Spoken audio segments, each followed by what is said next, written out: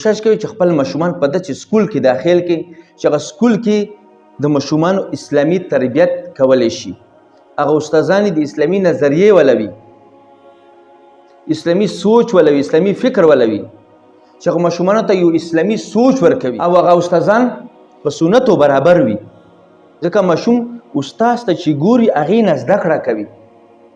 استاد چې په سنتو برابر وي نو هغه ماشوم، هغه طالب علم د استاد په نقش قدم باندې روان وي، ځکه چې د استاد اثر خامخا په شاګرد باندې کیږي. که د سکول د پړۍ په اعتبار سره کمزوره وي خیر دی، خو چې د اسلامي تربیت ورکې کیږي دا به ډېر بهتره وي. ځکه د ماشوم لپاره لومړنۍ مدرسه د مور غېږه دی، دویمه مدرسه سکول دی. ځکه اکثر ماشومان سکول ته ځي، ډېر ټیم سکول ته ورکوي، نو دغه دویمه مدرسه سکول دی چې د سکول کې صحیح تربیت وشي، اسلامي تربیت وشي.